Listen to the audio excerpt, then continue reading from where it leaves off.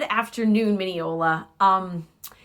So I know it's been a minute since I've done a video, but I wanted to follow up and give you all kind of an update on where Minneola is in response to the coronavirus and the administration's request that no groups over 10 gather. Bishop Hassanali yesterday sent out a letter to all of the churches in the Southeast Minnesota Synod and strongly recommending that we all suspend our in-person worship and gatherings for the foreseeable future until things really do change. And as you know, things are changing every single day. And so Minneola will be complying with that recommendation from our Synod's office, and we will not be having, along with no Wednesday night activities, we also will not be having in-person church on Sunday morning. So what does this mean for us? It means that we have the opportunity to find some really creative ways to be church together in a very quickly changing time. And as I'm sure many of you probably already suspect, I have some really interesting and fun ideas that I'm getting excited for ways for us to both be present for each other as well as for our neighbors. Over the course of this week, as I kind of try and settle some of those down, I will be communicating what those are going to look like.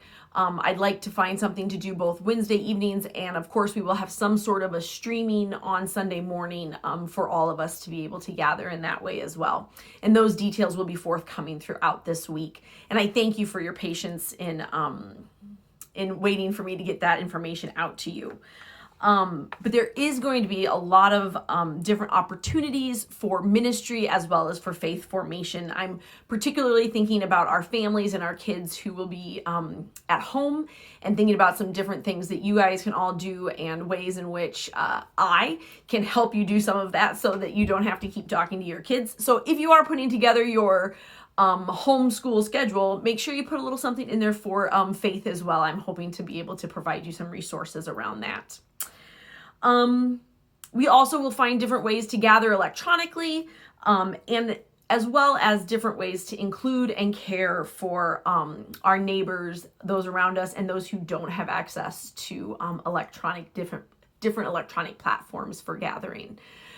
So basically, for the information for today is, nope, we're not going to be gathering either.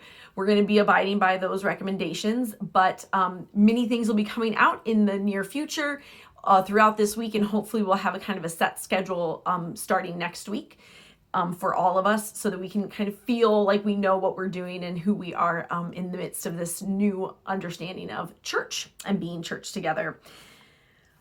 I know that there's just, my anxiety has been off the charts for the last couple of days as things seem to be changing hourly. And so I just wanted to share with you, for myself, I have been humming the song, Though the Earth Shall Change. It's based off of Psalm 46. And I don't know if you remember, we've sung it quite a few times here in church, but it goes like, though the earth shall change, though the mountains tremble, though the waters rage, you, God, are here.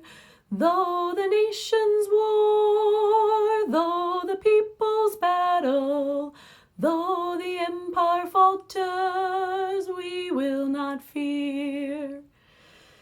That's been rolling around in my head for the last couple of days, and I commend that as well as Psalm 46 in its entirety to you as well this day. So continue to check back. Feel free to communicate with me in all of the forms possible if you have questions. I will also be sending out some requests for folks to help out with some of our different ministries that we're looking at doing over the next couple of weeks as this social distancing continues. So know that I am praying for each and every one of you, for this community as a whole, and for all of God's people as we walk through these particularly treacherous and overwhelming waters together. Peace.